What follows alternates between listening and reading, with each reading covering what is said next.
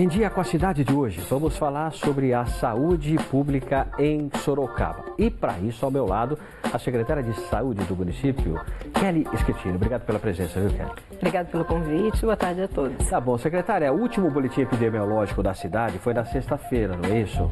E aponta os seguintes resultados: 996 casos confirmados de dengue, 64 de chikungunya, um caso importado de febre amarela, infectado na cidade de Cajati, não é isso? Exato. Nenhum caso de Zika vírus, não há óbitos, graças a Deus, na cidade, né, com relação a essas doenças. Já em relação aos casos de influenza, em 2019, foram confirmados 15 casos com 4 óbitos pela H1N1, é isso?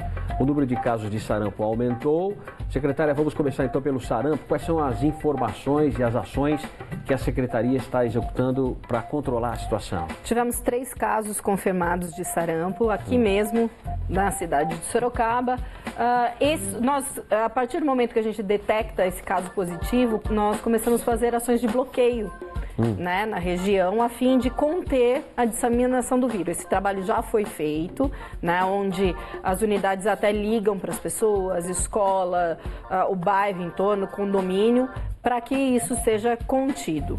Na minha casa em São Paulo, eu recebi lá um recadinho da Vigilância Epidemiológica para se vacinar. A equipe passou aqui, não encontrou ninguém, vá até o posto de saúde mais próximo para se vacinar contra o sarampo. Aqui, parecido? Exatamente. É uma política que vem do governo do estado e nós seguimos essas normas a fim de atender a população da forma mais adequada, a fim de dela ficar menos tempo exposta a um risco. Tá. Então a gente tem sempre que manter a carteira de vacinação atualizada, porque é sempre melhor prevenir do que cuidar da doença, né? É isso, Sorocaba atingiu a meta da vacinação contra a gripe. Sim. Mais de 90% da população vacinada, mas os casos continuam acontecendo.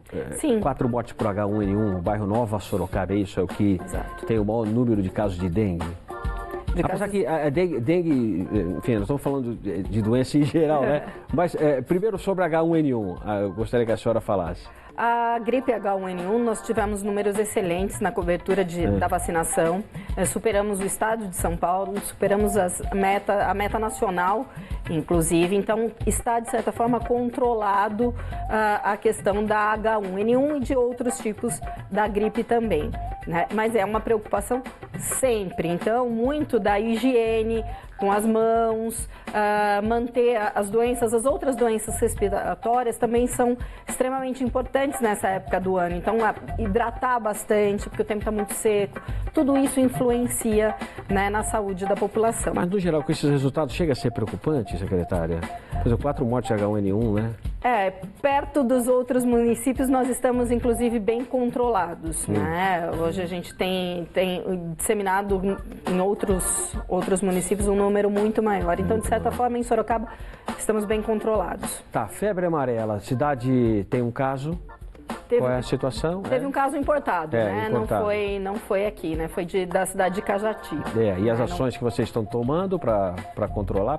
São as mesmas relacionadas à dengue, né? Por exemplo, se a gente for comparar a questão de Sorocaba com Bauru, nós estamos com 996 casos. Aqui, Bauru tem 17 mil casos. Então, a população colaborou muito nesse trabalho de prevenção a casos de dengue, mas eu lembro que é um trabalho constante.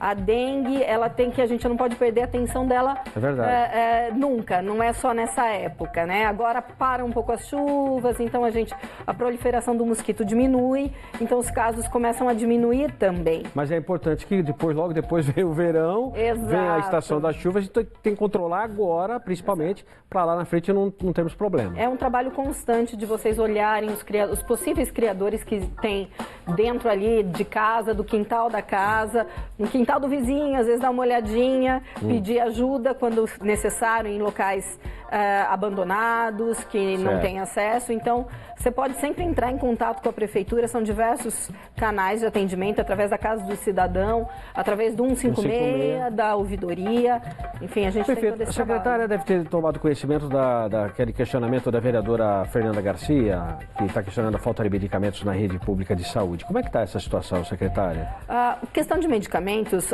já regularizamos bastante do número de medicamentos. O que acontece, na maioria das vezes, nós temos problemas com as empresas contratadas. O município fez a parte dela, comprou o medicamento pelo processo licitatório, porém a empresa começa a não entregar no tempo necessário. E aí nós temos que tomar ações jurídicas para que isso volte a normalizar. Então envolve aí um trâmite burocrático que inclusive a gente está trabalhando para que a população não sofra por conta da irresponsabilidade, muitas vezes, dos fornecedores. Né? Tudo bem. Bom, Julho Amarelo é o mês sobre a prevenção da hepatite, né? Como o Sorocaba entra nessa campanha, que nós vamos saber detalhes com o repórter Pedro Salgado. Acompanhe comigo aqui, secretária, as informações do Pedro Salgado. Boa tarde, Pedro.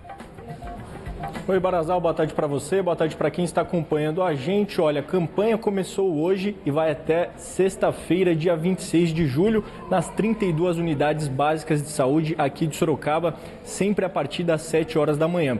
No dia 27 vai ter uma ação da campanha no Poupa Tempo a partir das 9 horas da manhã. E o foco da campanha deste ano é em relação à hepatite C, que acontece principalmente em homens com mais de 40 anos, segundo os estudos. Só para contextualizar um pouco, Barazal, no Brasil, 70% das mortes relacionadas a hepatites são em decorrência da C, em seguida pela B. Aqui em Sorocaba, no ano passado, foram registrados 173 casos da hepatite B e 38 da C com óbitos. Eu estou aqui com a Helena, que é coordenadora da campanha, tem mais informações para a gente. Muito obrigado por participar. Quais são as ações da campanha? Muito obrigado, boa tarde.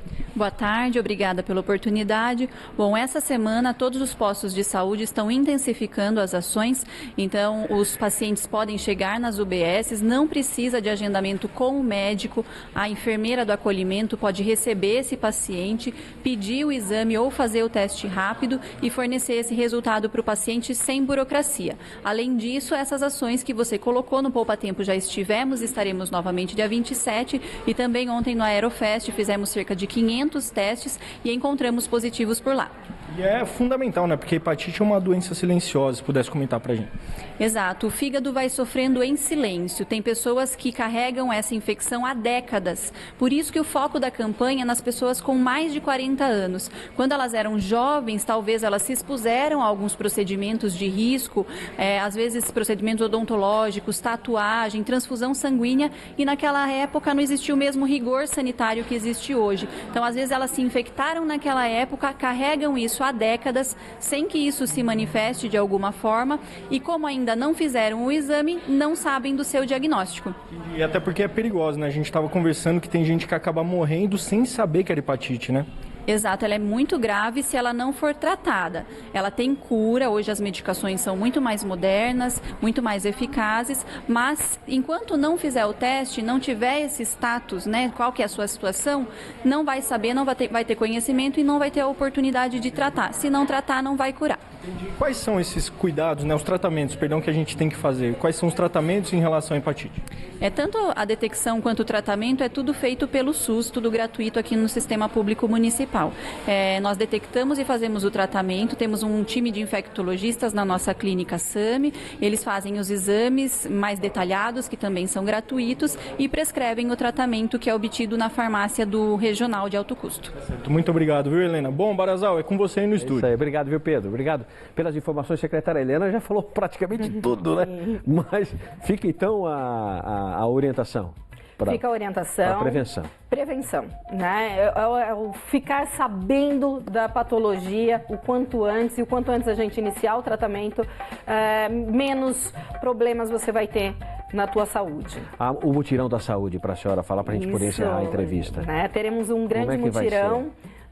O dia D que nós estamos marcando é no dia 3 de agosto, em alusão até as comemorações do aniversário da cidade, onde estaremos com todas as unidades básicas funcionando, policlínica. Então, desde todos os testes rápidos, nós vamos ter mutirão de Papa Nicolau, consultas, pequenas cirurgias. Então, nossos prestadores como Santa Casa, Santa Lucinda, GEPASSE também dentro desse mutirão. Então, do nosso intuito, né, do governo, fazer com que a gente melhore a saúde em Sorocaba. Vai ser bastante trabalho, hein? Vai. E a equipe está toda engajada para a gente conseguir os bons resultados. Repetindo, o mutirão da saúde no dia? A partir do dia 3 A partir do dia 3 até ou é só dia 3? Tem várias ações. Tem várias ações. Então, começa dia 3. Tá. O dia D marca o dia 3. Que horário que é? Começa? Sábado o dia todo. Sábado o dia todo? Isso. Tá bom. Obrigado pela entrevista, viu? Obrigada a vocês. Tá certo. Participação da secretária de Saúde de Sorocaba, Kelly Schettini, no quadro Em Dia com a Cidade de hoje.